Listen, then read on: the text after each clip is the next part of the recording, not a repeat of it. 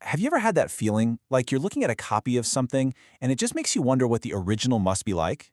It's a feeling that's actually woven all through the scriptures, and it points to this really profound idea that there is a real heavenly temple, and the sanctuaries we see on earth, they were only ever a shadow. So let's take a closer look at this reality, hidden right in plain sight. It all starts with a kind of intuition, doesn't it? A feeling that a lot of us have probably sensed at some point, but maybe we just couldn't quite put our finger on it. It's that quiet, persistent sense that what we experience right here in our day-to-day lives Is somehow incomplete. Like we're just seeing a single piece of a much, much bigger and more beautiful picture. Almost as if we're living in a copy of something that is far more substantial, far more original. And that feeling, that very intuition, is actually the key to understanding one of the Bible's most amazing truths. So where does this whole idea come from? Well, it starts thousands of years ago, way out in the desert with this ancient portable sanctuary they called the Tabernacle. And the most important thing to know about it is this: it wasn't some human invention. It was a divine replication. Just listen to the specific command God gives to Moses. He isn't told to, design something inspiring. He is commanded to follow a pattern, a specific blueprint that he was shown. And that implies that the original, the real temple, already existed somewhere else, in heaven. And just in case there was any doubt, fast forward a few centuries and the book of Hebrews confirms it in the clearest possible way. It says the earthly priests, all their rituals, the entire sanctuary, it was all a copy and shadow of heavenly things. It was a physical model of a spiritual reality. Okay, so if the tabernacle was a copy, what was it trying to teach? Well, its very design, its architecture, communicated this incredibly powerful and honestly sobering message about our relationship with God. Think about the layout. It had these three distinct zones. First, the outer court, where anyone could go. Then, the holy place, just for the priests. And finally, behind this huge, thick veil was the most holy place where God's presence dwelt.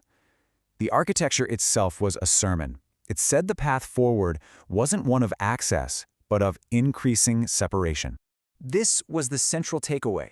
God was dwelling among his people. He was so near, but there was a barrier.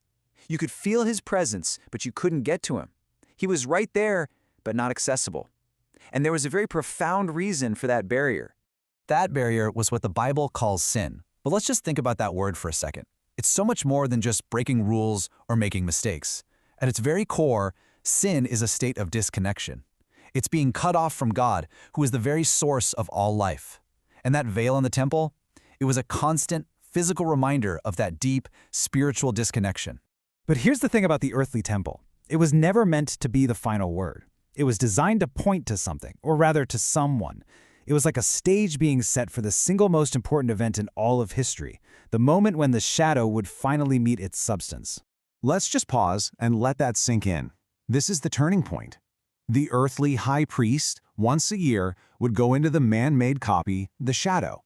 But Christ, our great high priest, he walked right past the copy and entered the original, the true holy place, heaven itself, to stand in the very presence of God for us. And as he accomplished that on the cross, something truly dramatic happened back on earth in the copy. The Gospels tell us that at the very moment of his death, that massive, thick veil in the Jerusalem temple was torn in two from top to bottom. This symbolism is just breathtaking. It's so clear. The physical barrier was destroyed because the spiritual barrier had just been removed. What Christ did in the real heavenly temple had a direct and powerful effect on its earthly copy. Access was restored.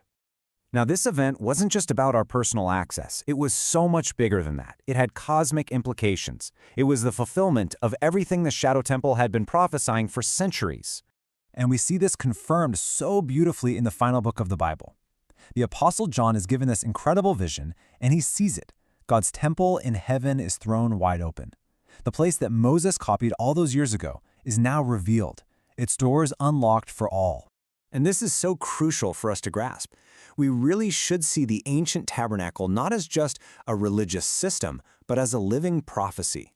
Every single detail, the fabric, the gold, the rituals, it was all a physical sermon pointing forward to the work of Christ and the reality of heaven. And the story doesn't even end there. This restored access that we have now actually points toward an even greater future reality. It's the ultimate hope for all of creation. In the final vision of the new creation, John notices something is missing. There's no temple building. And why? Because the separation is gone forever. God's presence is no longer contained in one specific place. He is the place. The reality has completely and totally replaced the shadow. And this is what brings this grand cosmic story right down to a very personal level for each of us. Ultimately, Christ's work wasn't about getting us into a heavenly building. It was about restoring a relationship. He didn't open a ritual, he opened a living way back to the Father. So you see, the question isn't really whether this heavenly reality exists. Scripture is so clear that it does. The real question, the one that matters for each of us now that the way is open, is this: have you entered in?